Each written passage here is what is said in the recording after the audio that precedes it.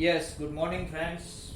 हम सीरीज के problems discuss कर रहे हैं। लास्ट लेक्चर में हमने सीरीज की सभी टेस्ट डिस्कस की थी। तो अभी देख रहे हैं कि हमने 3 प्रॉब्लम्स डिस्कस किए थे। आपको क्या करना है, आपको प्रॉब्लम्स देख के पता चलना चाहिए कि सीरीज कन्वर्जन है या डाइवर्जेंट, राइट, उसका नेचर। तो प्रॉब्लम सेट में जो आपको प्रॉब्लम्स दिए गए उसके प्रॉब्लम्स ही आज हम डिस्कस करेंगे। उसमें प्रॉब्लम नंबर 4 दिया गया है, summation n running from 1 to infinity n plus 1 raised to n divided by n raised to n plus 5/4। इसको हम ऐसे देख सकते हैं, दिस इज सेम है summation n running from 1 to infinity n plus 1 raised to n divided by n raised to n into n raised to 5/4, right. तो इसको क्या देख सकते हैं, इसको ऐसे भी देख सकते हैं, summation n running from 1 to infinity। इस n रेज़ टू n को मैं यहाँ अंदर जाने दूं तो it will be 1 plus 1 by n separate दे दूं इसके नीचे और इसके नीचे, divided by n raise to 5/4। अब अगर n टेंड्स टू इंफिनिटी जब जाता है तब इसको कहां पर जाना है, we know that this limit this is going to e, तो this is equivalent to something n running from 1 to infinity e upon n raise to 5/4। और e तो कांस्टेंट है, e बाहर आ जाएगा, here p is equal to 5/4 which is greater than 1, right, and p अगर greater than 1 है तो this series is convergent। समझ में आया क्या किया? कोई भी टेस्ट हम अप्लाई नहीं कर रहे, इसका नेचर हम देख रहे हैं। एक्चुअली हम अप्लाई कर रहे हैं limit form of comparison test. क्या करना पड़ेगा आपको, इसको xn बोल दो पूरे के पूरा, yn is equal to you take 1 upon n raised to 5/4 and then find limit n tends to infinity xn upon yn, you will get e, and so you can conclude both this series summation xn and summation yn have same nature, and you know that summation yn is convergent, so this will be convergent, right? This is simple one. Okay, let us try to see this। क्या दिया गया है, summation n running from 1 to infinity 1 upon root n tan 1 by n। इसको मैं ऐसे भी लिख सकता हूँ। से ये आपको याद रखना है कि sin theta is behaving like theta when theta tends to 0। Theta अगर 0 के पास जाता है तो sin थीटा थीटा के जैसा बिहेव करता है, और cos theta is approaching to 1 as theta tends to 0। ये दोनों ऑलमोस्ट इक्वल जैसे होते हैं, इसलिए हम लिखते हैं sin theta by theta is equal to 1, right, it's limit. It means if you take tan theta तो tan थीटा का नेचर कैसा होगा, थीटा के जैसा ही होगा, जैसे थीटा जब स्मॉल होगा तब की मैं बात कर रहा हूँ, as theta tends to 0। Yes, और हमें क्या करना है, हमें n टेंड्स टू इंफिनिटी करना है, तो tan 1 upon n will be behaving like 1 upon n, so this is equivalently, ये किसके जैसा होगा, ये इसके जैसा होगा, summation n running from 1 to infinity, ये 1 upon square root n as it is। tan 1 upon n किसके जैसा बिहेव करेगा, 1 upon n के जैसा बिहेव करेगा। ये क्या हो गया, this is summation 1 upon n raised to 3/2, you can see here, right, and by p series test p is equal to 3/2 which is greater than 1, so this series is convergent, therefore this is convergent। ये nbhm का questions है, आप देख के ही बता सकते हो, सिर्फ आपको ये पता होना चाहिए sin theta is almost equal to theta as theta approaches to 0। similarly tan theta is almost equal to theta as theta approaches to 0, right? okay, अब ये तो आपके लिए कोई बड़ी बात नहीं होगी। इसको मैं 2 से मल्टीप्लाई एंड डिवाइड करूं तो 1/2 summation n running from 1 to infinity 2 sin theta into cos theta will be sin 2 theta, तो this will be sin 2 by n, right. 2 से मल्टीप्लाई किया, 2 से डिवाइड किया, और अभी हमने देखा कि this sin theta behaves almost equal to theta, तो this is equal to 1/2 n running from 1 to infinity, ये इसके जैसा बिहेव करेगा, 2 will get cancel and we know that summation 1 by n is divergent, so this is divergent। देखो कितना simple है, अगर technique से जाते हो तो ये डिसाइड करना एकदम सिंपल है, राइट। और एग्जाम में यही टेक्निक आपको काम आ सकती है, आप लंबा चौड़ा वो करके लाते हो तो आपका टाइम सब उसमें चला जाएगा। ओके, देखते हैं next problem.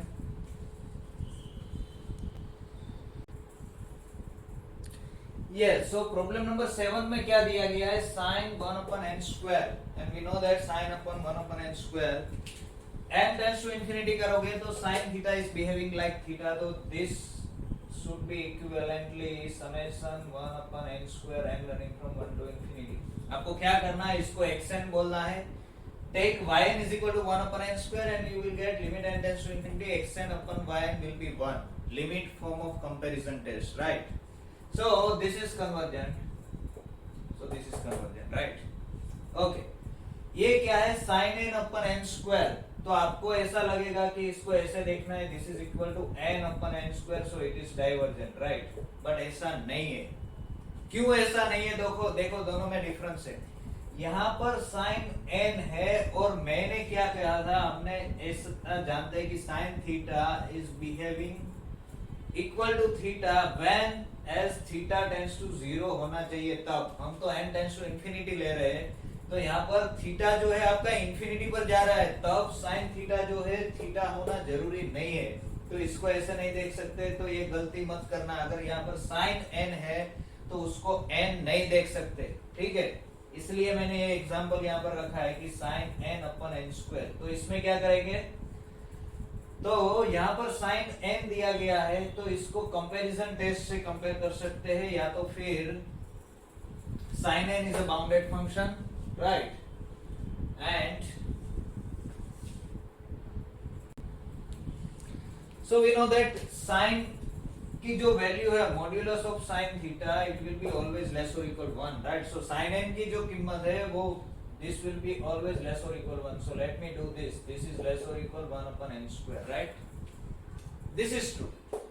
Now this is convergent, and therefore given series is absolutely convergent, and we know that absolutely convergent series is convergent, therefore it is convergent. तो मैं यहाँ पर लिखता हूँ therefore summation sin n upon n square is absolutely convergent and hence it is convergent, and hence sin n by n square is convergent. Absolutely, because absolutely convergent series is convergent, we are using this, right? So minor changes है, convergent होगा, लेकिन ऐसे जाना है, sin n को n नहीं करना है. sin n को n कर दिया तो आप डाइवर्जेंट दिखा दोगे, ठीक है? यस, ये तो देख के ही पता चलता है कि nth टर्म की लिमिट, nth टर्म क्या है, -1/n log n. 0 पे जा ही नहीं रहा है, डिनोमिनेटर में कुछ है ही नहीं, बढ़ता ही जाएगा, log 1 plus log 2 minus log 3 plus log 4. लेकिन nth टर्म की लिमिट नेसेसरी कंडीशन सेटिस्फाई नहीं हो रही है. Limit n tends to infinity -1/n log n is non-zero, right? nth term की लिमिट 0 नहीं हो रही, therefore not convergent. हम क्या बोल रहे हैं, कन्वर्जन नहीं है ऐसा बोल रहे हैं. Okay, log n by n क्या होगा? सी log n की वैल्यू आफ्टर सम स्टेज, मैं स्टार्टिंग में नहीं बोल रहा हूँ, लेकिन after some stage greater than 1 हो जाएगी, 1 से बड़ी हो जाएगी. सी यहाँ पर बेस e है, तो जैसे n है वो e से आगे बढ़ेगा, e से बड़ा होगा तो this will be greater than 1. और बेस 10 है तो n जैसे 10 से आगे बढ़ेगा तो this will be greater than 1. So let me right here, these are simple conclusion. See, log n is strictly greater than n for large n. और हमें लार्ज n के लिए ही बात करनी है, क्योंकि n टेंड्स टू इंफिनिटी करना है ना. Small n finitely many terms series में से निकाल दो तो उसके नेचर में कोई फर्क नहीं पड़ता. तो log n by n will be greater than 1. This is not going to be 0, right? nth term की लिमिट अगेन वही नेसेसरी कंडीशन सेटिस्फाई नहीं करेगा, and therefore this will be divergent. Positive term की सीरीज है, सभी term greater than 1 है, almost equal. समझ में आया? log n by n, log n से sorry log n is greater than 1, not n, sorry log n is greater than 1, so log n by n will be greater than 1 by n, and therefore this summation log n by n will be strictly greater than summation 1 by n. Now this is going to infinity, so this has to be infinity. It is divergent, right? ठीक है, देखते हैं next problems. Yes, problem number 11 में दिया गया है summation -1/n log n + 1 by n + 1. पहले हम देखते हैं एब्सोल्युटली कन्वर्जेंट है या नहीं है. तो let us take this summation modulus of minus 1 raised to n log n plus 1 by n plus 1. This will be what? इसका मॉड्यूलस ले लोगे तो this will be log n plus 1 by n plus 1. और अभी हमने देखा आगे की प्रॉब्लम में, प्रॉब्लम नंबर 10 में, कि log n plus 1 है वो 1 से बड़ा होगा, राइट? log n plus 1 1 से बड़ा हो जाएगा, तो ये क्या हो गया? This is divergent and therefore बड़ी सीरीज डाइवर्जेंट, छोटी वाली डाइवर्जेंट है, तो ये तो इससे बड़ी है, तो this is also divergent and therefore summation minus 1 raise to n log n plus 1 by n plus 1 is not absolutely convergent. Absolutely convergent नहीं है. अब सीरीज कन्वर्जेंट है या नहीं, कंडीशनल कन्वर्जेंट हो सकती है, कंडीशनली कन्वर्जेंट है कि नहीं, उसके लिए हम जाएंगे कैसे? हम जाएंगे, we will use what? Leibniz test, of course. So absolutely convergent नहीं है. Now comparing this series with summation minus 1 raise to n log n plus 1, यहाँ पर n plus 1 हो या n हो उससे कुछ फर्क नहीं पड़ता, by n plus 1, right? So compare करो तो what you will get? We will see this as an alternating series, n running from 1 to infinity. So this will give you xn is equal to what? Log n plus 1 upon n plus 1. If you take n tends to infinity, Leibniz test के लिए हमारे पास दो condition है. एक nth term की limit 0 होनी चाहिए, तो this will be limit n tends to infinity log n plus 1 by n plus 1. This is infinity by infinity form, right? और वैसे भी हम जानते हैं यहाँ पर लॉगरिथमिक फंक्शन है, ये पॉलिनोमियल है, पॉलिनोमियल की स्पीड ज्यादा होगी लॉगरिथम से, सो डायरेक्ट आप कर सकते हो, या फिर अप्लाई लापिता तक जाने की जरूरत नहीं है. log n का डेरिवेटिव 1 upon n plus 1, इसका derivative 1, so this is 0. so nth term की लिमिट 0 हो रही है. ओके, xn से xn plus 1 में जाओगे तो xn plus 1 क्या होगा? xn plus 1 will be log n plus 2 divided by n plus 2, right? Can we say that this is less or equal log n plus 1 by n plus 1? Yes, we can. This is what? This is xn.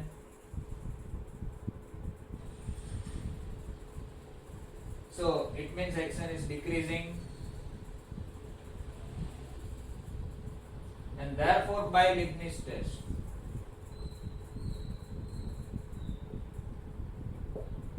this series is convergent. What? Summation minus 1 raised to n log n plus 1 by n plus 1 is convergent. Okay, आपको question होगा कि ये कैसे बोल सकते हैं, right? So what you have to do is you take this as a function, you take, आपको ये मैंने डायरेक्ट लिख दिया कि log n plus 2 upon n plus 2 है, वो इससे छोटा कैसे हो गया.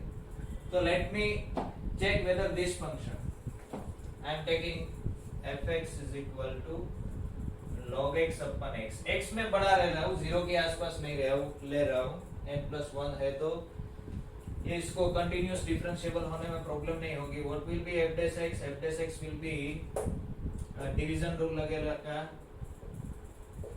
Denominator as it is, derivative of numerator minus log x into what?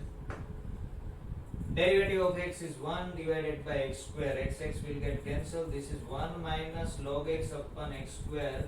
x अगर लार्ज है आपका तो उसकी वैल्यू मींस के यहाँ पर n टेंड्स टू इंफिनिटी करेंगे ना, तो ये this will become 0 for large x, right? It means f dash x is 0 and therefore f is a decreasing function, right? और डिक्रीजिंग फंक्शन है तो n plus 2 के लिए वैल्यू छोटी आएगी n plus 1 से.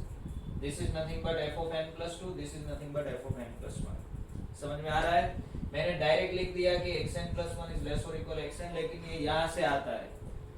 You take this as a function, f of x is equal to log x by x, and we know that if f dash x is greater than 0 then function is increasing, if f dash x is less than 0 then function is decreasing. So this is not that much trivial, right? So this series is conditionally convergent. It is not absolutely convergent, but it is convergent. समझ में आया? अगर आपको कोई question हो तो आप live session में पूछ सकते हो. ओके, आप नोट करके रखिएगा. Next one, log n upon n square -1/n log n by n square क्या रहेगा? चेक करोगे आप कि मैं कराऊं? log n upon n square. Yes, सी यहाँ पर log n अपन n था, फिर भी वो कन्वर्जेंट हो गई, राइट? तो ये कन्वर्जन तो होगी, इसको कन्वर्जन होने में कोई प्रॉब्लम नहीं है, क्योंकि ये सेम ही है. यहाँ डिनोमिनेटर ज्यादा हो गया, बढ़ गया, इसके हिसाब से कंपेयर करो तो लाइक एब्सोल्युटली कन्वर्जन के बारे में बता रहा हूँ. सॉरी, मैं इसके बारे में बता रहा हूँ. किसके बारे में? यस, कि यहाँ डिनोमिनेटर बढ़ गया, तो डिनोमिनेटर ज्यादा हो गया तो क्या हो गया? और you can say okay, let us compare these two. Can you find any relation between log n and square root n? Again, we know that log n क्या कर रहा है? वो स्पीड घटा रहा है, किसकी? n की. स्क्वायर रूट n भी घटा रहा है, लेकिन कौन ज्यादा घटाएगा? ये ज्यादा घटाएगा. log, सपोज यहाँ पर बेस 10 है, तो n इज इक्वल टू 10 होगा, तब इसकी वैल्यू क्या होगी? 1 होगा. n इज इक्वल टू 10, तब ये 1 पर होगा. ये square root 10 means 3 point something होगा, right? n is equal to 100 होगा, तब ये 2 होगा, राइट? 10 बेस के बारे में. Similarly you can talk about e. सो यहाँ पर n इज इक्वल टू 100 होगा, तो ये 10 तक पहुंच जाएगा. तो we can directly compare this to what? log n is always less or equal square root n for large n. In fact, starting से, right? So this will give you what? Log n upon n square will be less or equal square root n upon n square. See, ये मैंने यहाँ पर use नहीं किया था. क्यों नहीं किया था? अब सोचना कि ऐसा भी यहाँ पर यूज कर सकते थे, लेकिन नहीं किया. क्यों नहीं किया था वो आपको सोचने का है.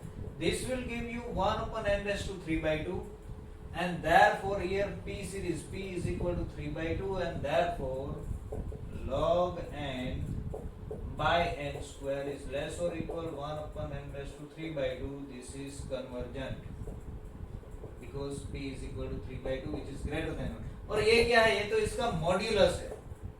ये -1 raised to n नहीं है ना, इसका मॉड्यूलस ये है, मींस ये एब्सोल्युटली कन्वर्जेंट हो गई. और एब्सोल्युटली कन्वर्जेंट है तो कन्वर्जेंट तो है ही. So this is absolutely convergent. आप सही तरह से लिखना सब कुछ, एक बुक बनाना, उसमें सब आर्ग्यूमेंट्स आराम से लिखना, ठीक है? Okay, next one is n factorial by e raise to n. देखो, स्पीड के हिसाब से जाओगे तो डायरेक्ट पता चलेगा. यहाँ पर मैं लिख रहा हूँ n फैक्टोरियल, यहाँ लिख रहा हूँ e raise to n. n is equal to 1 होगा तो यहाँ पर क्या होगा? 1. यहाँ पर क्या होगा? e. ये बड़ा है.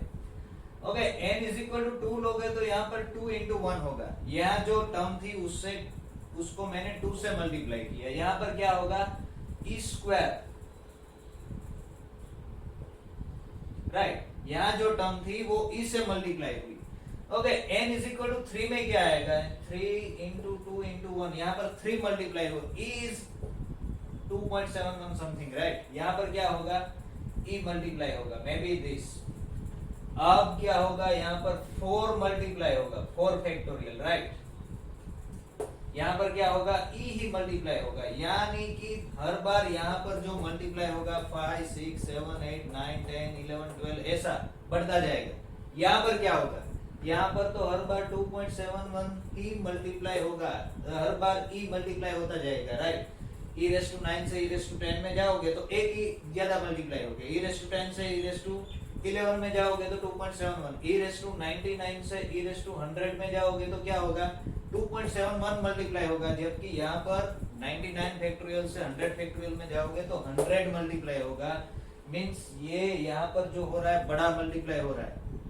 स्टार्टिंग की 5, 10, टर्म्स भूल जाओ, सीरीज में से ऑलवेज हम फाइनाइटली मेनी टर्म्स निगलेक्ट कर सकते हैं। तो उसके बाद क्या होता है, न्यूमरेटर बड़ा हो रहा है, डिनोमिनेटर छोटा, तो this quantity is going to be greater than 1, so this is divergent. Okay, you can apply ratio test also. You can see from the ratio test, limit n tends to infinity, ratio test apply करके देख सकते हो, या तो फिर root test भी apply कर सकते हो। दोनों अप्लाई करना, रूट टेस्ट में आपको ऐसा लिमिट फाइंड करने को आएगा, limit n tends to infinity xn raise to 1 by n means ये लिमिट फाइंड करना पड़ेगा। This limit is same as limit n tends to infinity, ये n को सेपरेट दे दो तो n factorial raise to 1 by n, e raise to n raise to 1 by n is 1 by n, ये बाहर निकल जाएगा। ये लिमिट हमने सीक्वेंस में इवैल्यूएट की हुई है, आपको याद होना चाहिए।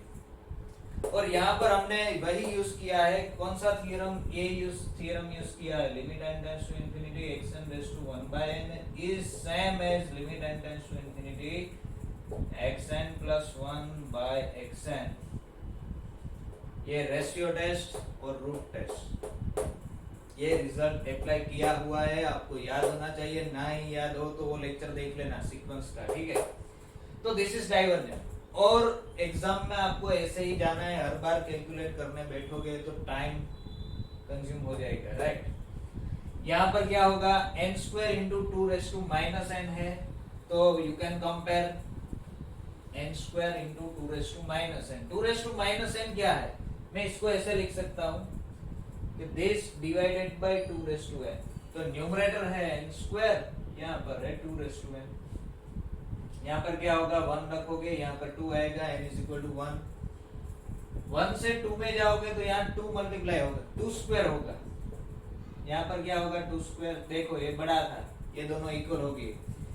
n इज इक्वल टू 3 रखोगे तो यहाँ पर 3 स्क्वायर मींस 3 इंटू 3 हुआ, यहाँ पर क्या हुआ 2 इंटू 2 इंटू 2, फिर से 2 मल्टीप्लाई हुआ, यहाँ जो था उसमें 2 मल्टीप्लाई हुआ, यहाँ पर 3 स्क्वायर हुआ। आगे क्या होगा, n is equal to 4, 4 square is 16 हो गया, यहाँ पर क्या हो गया 2 रेज़ टू 4 भी 16 ही है। n इज इक्वल टू 5 में क्या होगा, 5 स्क्वायर 25, ये 32। इस हिसाब से जाओ, या तो फिर you can apply ratio test also here, ratio test apply करके आपको कंक्लूजन आ सकता है, इसमें से डायरेक्ट आपको पता नहीं चलेगा, राइट। सो देख लेना, सिंपल है। We are going to next problem.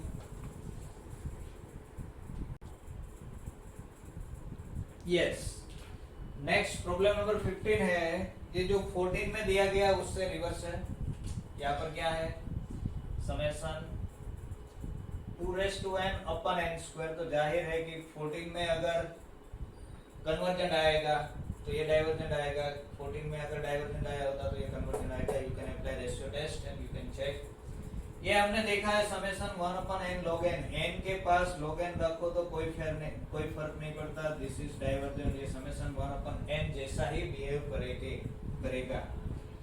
ये log n है ना, ये कुछ यहाँ पर कुछ किया है डिनोमिनेटर में, लेकिन कुछ नहीं किया उसके जैसा ही है, उससे कुछ फर्क नहीं पड़ता, राइट।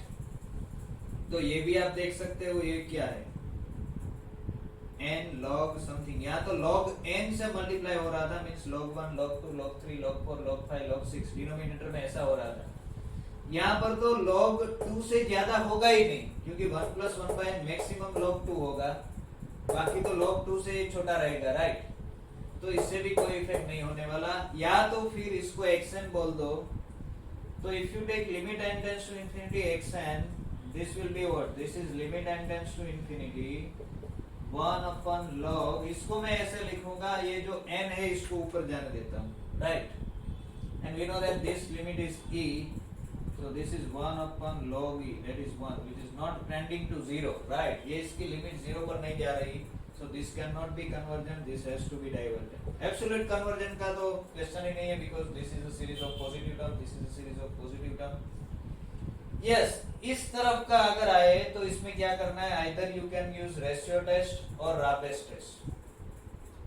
ये n फैक्टोरियल वाले में आपको रेशियो टेस्ट से रिजल्ट कंक्लूजन मिल जाएगा, you just apply ratio test, you will find out the conclusion, right. यहाँ पर जैसे इस तरफ की टर्म हो नीचे भी मल्टीप्लिकेशन है, ऊपर भी मल्टीप्लिकेशन है, जितनी टर्म डिनोमिनेटर में है उतनी ही टर्म न्यूमरेटर है, तो यहाँ पर आपको राबेस टेस्ट अप्लाई करनी पड़ेगी, राइट। ये रेशियो टेस्ट से हो जाएगा। ये कहाँ से पता चलेगा? अगर फैक्टोरियल वाली टर्म आती है एक तरफ कोई भी हो तो रेशियो टेस्ट से आपको पता चल जाएगा, लेकिन फैक्टोरियल नहीं है, दोनों तरफ इस टाइप की टर्म है, तो you have to apply Raabe's test, you will get the conclusion. ये आपको करना है, राइट। हम आगे बढ़ते हैं। कुछ क्वेश्चंस जो प्रॉब्लम सेट में दिए गए हो, जो एनबीएचएम में पूछे गए, ये सभी क्वेश्चंस एनबीएचएम जो एग्जाम है उसमें हर बार इस तरह के क्वेश्चन आते हैं। So let us do problem number 2, exercise number 2 of our problem set. और क्या दिया है? Check whether the following series are absolutely और कंडीशनली कन्वर्जेंट और नॉट। उसमें भी है -1/n n+8, वो सब हमने देख लिया है। प्रॉब्लम नंबर 4 जो है उसमें ऐसा दिया गया है, summation -1/n upon for n+3 for n-3। तो आप देख के बता सकते हो इसका नेचर कैसा आएगा, -1/n अपन n जैसा आएगा, राइट, क्योंकि n की 1 डिग्री की पॉलिनोमियल है और कुछ नहीं है, दिस इज कंडीशनली कन्वर्जेंट, और कुछ देखने की जरूरत नहीं है, राइट। प्रॉब्लम नंबर 1 2 3 हो गया है। प्रॉब्लम नंबर 5 भी आप कर सकते हो, 5 6 सब कर सकते हो, 7 देख के बता सकते हो, यस। प्रॉब्लम नंबर 8 ऐसा है, summation n running from 1 to infinity क्या दिया गया है, -1/n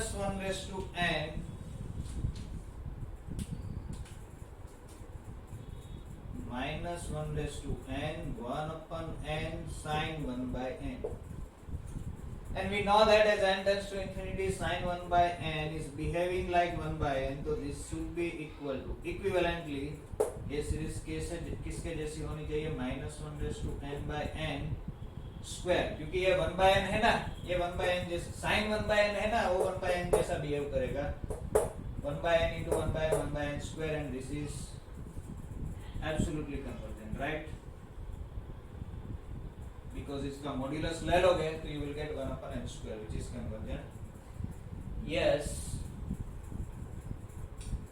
next one is -1/n cosine by n square, ऐसा कुछ दिया गया है नंबर 9 में, summation n running from 1 to infinity -1/n cos nx upon n square।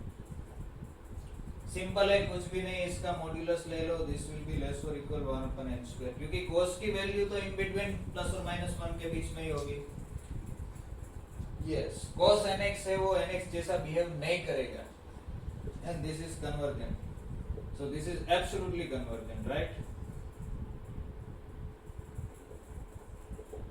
अब आपको देख के बता सकते हो, यस।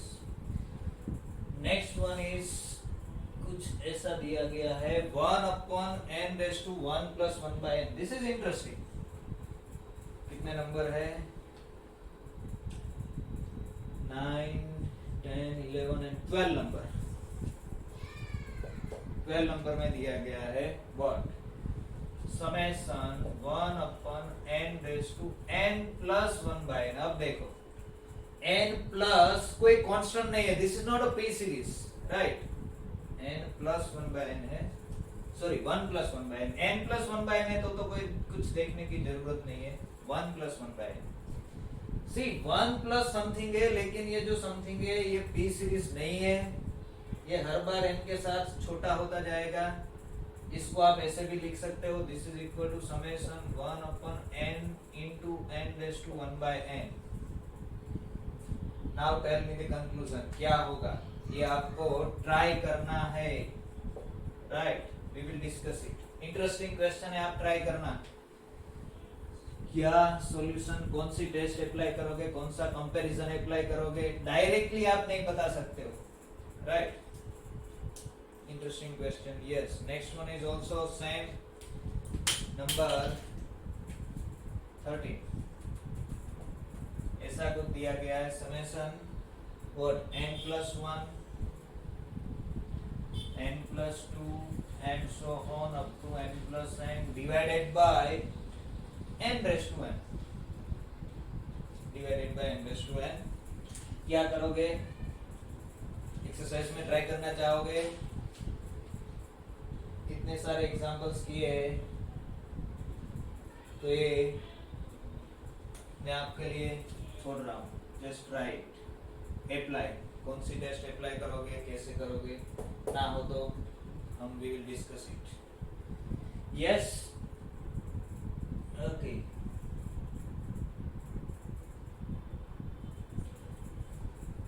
तो आई विश के बाकी के जो सारे प्रॉब्लम्स है जो एनबीएचएम में पूछे गए हैं, यू हैव टू ट्राई, आप ट्राई करना, ना हो तो मुझे बोलना, हम डिस्कस करेंगे, या तो फिर एक लेक्चर में उसके ऊपर बाद में बना दूंगा।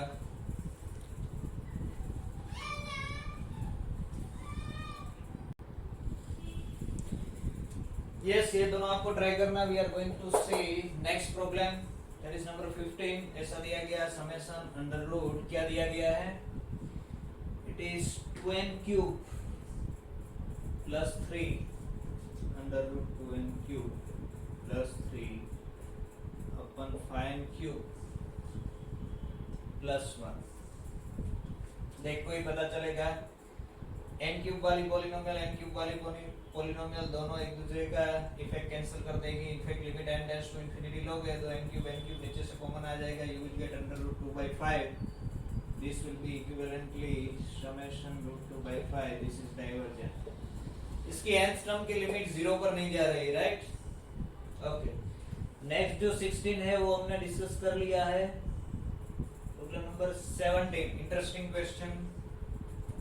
क्या दिया गया है, ऐसा दिया गया है कि summation n running from 1 to infinity under root an upon n, ऐसी कोई सीरीज दी गई है, वेर ये दिया गया है, क्या दिया गया है, where summation n is convergent. Summation n ऐसी सीक्वेंस है कि समेशन n कन्वर्जेंट हो रही है। What can you say about this series, ये कन्वर्जेंट होगी ही या कुछ नहीं बता सकते, ना भी हो सकती हो।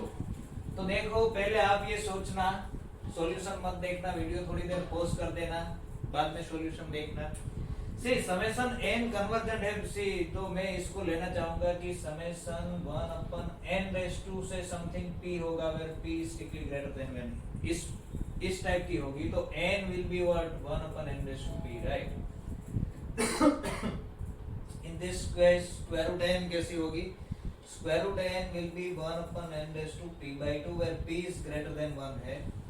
और इसके साथ हम कंपेयर करें तो यहाँ पर रख दो तो ये क्या हो जाएगा, this will be summation under root n means 1 upon n raise to p/2 into n, ऐसा कुछ हो जाएगा। तो this will be equivalently summation n raise to p plus 2/2 अथवा p/2 प्लस 1, और p/2 जो है वो ग्रेटर देन 0.5 है, तो इसका कन्वर्जन होने का चांसेस ज्यादा है, राइट? लेकिन इसको प्रूव कैसे करेंगे, तो देखते हैं। सिंपल आइडिया है, सी समेशन n कन्वर्जेंट है, summation n is convergent, therefore an should be less than 1 upon n for almost all n, for all n अथवा the for large n after some stage n should be less than 1 upon n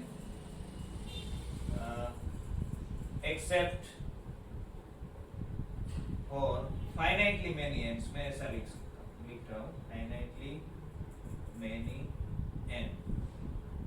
ऐसा क्यों होगा, क्योंकि अगर जो an हमारी greater than हो गई, an ग्रेटर देन 1/n हो गई, तो summation an will be greater than summation 1/n and this is going to infinity, तो ये डाइवर्जेंट हो जाएगा, राइट? This will be contradiction.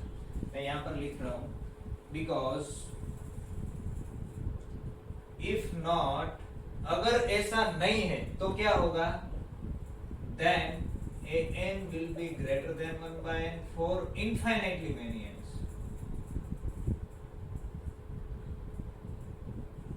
and this will imply summation n will be greater than summation 1 by n. This is divergent, so this has to be divergent. But ये convergent दी गई है, it means ये less than 1 by n होना ही है. तो क्या होगा? This will imply square root of n will be less than 1 upon under root n for infinitely many n, except for finitely many n. हमें क्या चाहिए? under root n by n चाहिए. तो this will give you under root n by n is less than 1 upon, यहाँ n से multiply करो तो n raised to 3 by 2 हो गया, right? And therefore, but summation, this is convergent. 1 upon n raised to 3 by 2 is convergent because p is equal to 3 by 2, which is greater than 1. And therefore, this is also convergent. n by n is also convergent. समझ में आ रहा है? It means summation an, अगर ये an convergent दी गई हो तो this has to be convergent. This is an interesting question. Yes, next number 16 वो हम सीक्वेंस ऑफ फंक्शंस करेंगे, उसमें डिस्कस करेंगे. n स्क्वायर ऐसा दिया गया है, x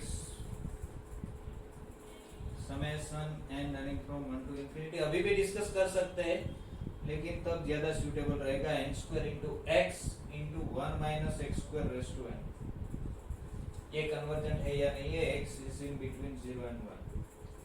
So we will discuss this when we discuss sequence and series of functions. This is series of functions. If you take fn is equal to this function, this is series of function.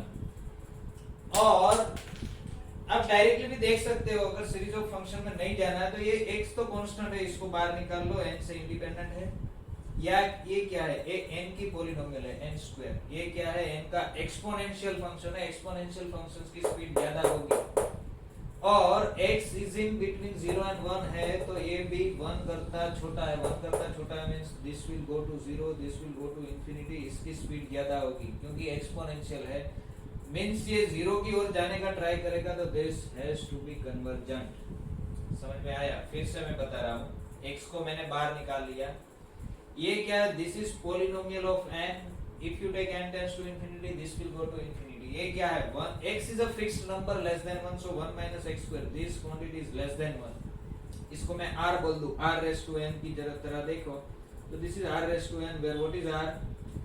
r is equal to 1 minus x square, which is strictly less than 1. तो ये n का exponential function है, जिसको 0 ऊपर जाना है. ये n का पॉलिनोमियल है, जिसको इंफिनिटी पर जाना है. लेकिन किसका बस चलेगा? ये पावरफुल है, तो ये 0 की ओर लेके जाएगा. मींस ये टर्म्स जो आएगी यहाँ पर बहुत छोटी आएगी. छोटी आएगी means what?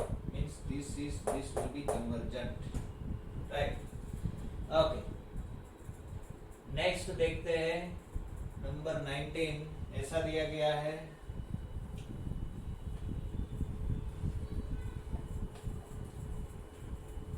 Problem number 19. Summation n running from 1 to infinity. क्या दिया गया है? Under root n raise to 4 plus 1 minus under root n raise to 4 minus 1. See sequence और सीरीज में जब भी यहाँ पर बीच में माइनस हो तो कोई भी कंक्लूजन नहीं करना चाहिए. क्या करना चाहिए? उसका फ्रैक्शन लेके उसको पहले प्लस में कन्वर्ट करना चाहिए. तो let us take fraction. So मैं इसको मल्टीप्लाई और डिवाइड करूंगा किससे? Under root n raise to 4 plus 1 plus under root n raise to 4 plus 1 से रैशनलाइज कर रहा हूँ. तो यहाँ पर क्या आएगा? इसका square a square minus b square, right? तो ये क्या हो गया? n raise to 4 will get cancelled. 1 minus minus 1 is plus 1. This is nothing but n running from 1 to infinity. 2 upon under root n raised to 4 plus 1 plus under root n raised to 4 minus 1, whatever it is. So n raised to 4 का square root means n square यहाँ से common आएगा, यहाँ से भी n square common आएगा, तो पूरे में से n स्क्वायर कॉमन आएगा. This will be equivalent to summation 1 upon n square which is convergent, right? तो this has to be convergent. जब माइनस हो तब कोई भी कंक्लूजन निकालना नहीं है. ओके, नेक्स्ट जो दिया गया है 20, 21 एंड 22 सॉरी, वो आप रेशियो टेस्ट या राबेस टेस्ट का यूज करके आप कर सकते हो. हम देखते हैं नेक्स्ट प्रॉब्लम. प्रॉब्लम नंबर 3 में क्या दिया गया है? प्रॉब्लम नंबर 3 प्रॉब्लम सेट में ऐसा दिया गया है show that the following series are convergent and if possible find its sum. See, कुछ प्रॉब्लम्स कुछ सीरीज ऐसी होती है जिसका सम एग्जैक्ट सम आप फाइंड कर सकते हो, कुछ सीरीज ऐसी होती है जिसका एग्जैक्ट सम फाइंड करना मुश्किल होता है। तो देखते हैं।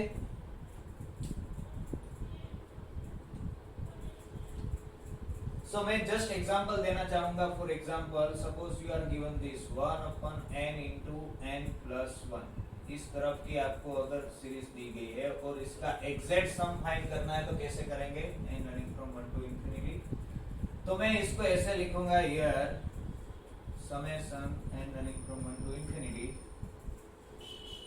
say what will be Sn, let us take sequence of partial sum Sn is equal to summation k running from 1 to n 1/k into k plus 1, right? This will be what? First sum of first n term. You can write it as summation k running from 1 to n 1/k minus 1/k plus 1. ये यहाँ जाएगा, ये यहाँ जाएगा, k will get cancelled and you will get this. If you substitute k is equal to 1, you will get 1 minus 1/2. For k is equal to 2, you will get 1/2 minus 1/3. For k is equal to 3, you will get this, and so on.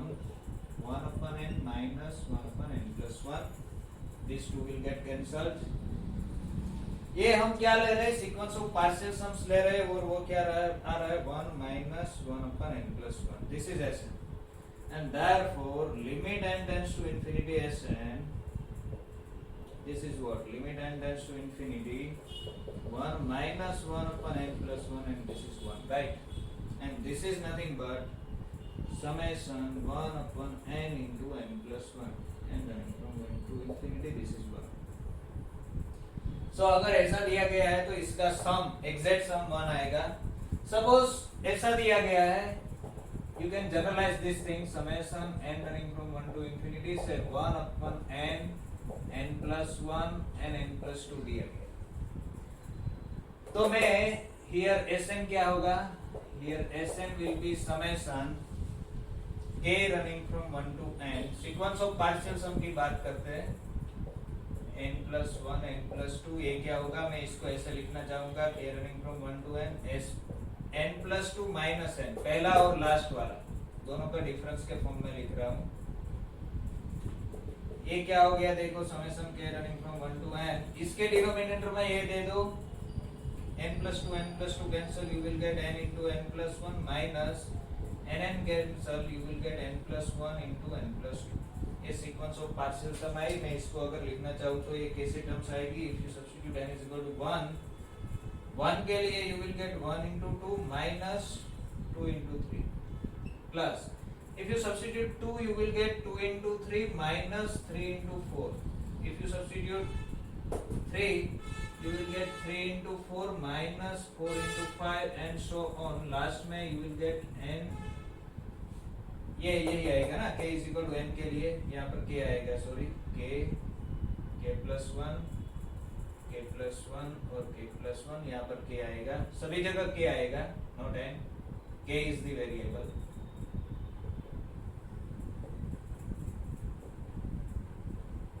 This is k। तो ऐसे cut होते होते last में क्या आएगा, n into n plus 1 और minus आएगा n plus 1 into n plus 2। ये देखो ये दोनों cancel cancel cancel cancel cancel, what you will gate is 1 into 2 minus 1/n plus 1 into n plus 2। First और लास्ट टर्म बचेगी, this is Sn, and therefore what is summation this n plus 1 n plus 2 and n from 1 to infinity, this is nothing but limit n tends to infinity, what, this will be Sn and this will be limit n tends to infinity। Sn की limit क्या आएगी, 1/2 factorial, right. सो अगर यहाँ पर 4 terms होगी 1/n n plus 1 n plus 2 n plus 3, you just try to find out this sum, n plus 3 is equal to blank, ये आपको करना है। इसके हिसाब से आप डायरेक्ट जनरलाइज कर पाओगे कि अगर ऐसा कुछ दिया गया है तो इसका सम क्या आता है, right. So sometimes you can find sum, हम उसमें नहीं जाएंगे, हम आगे बढ़ते हैं।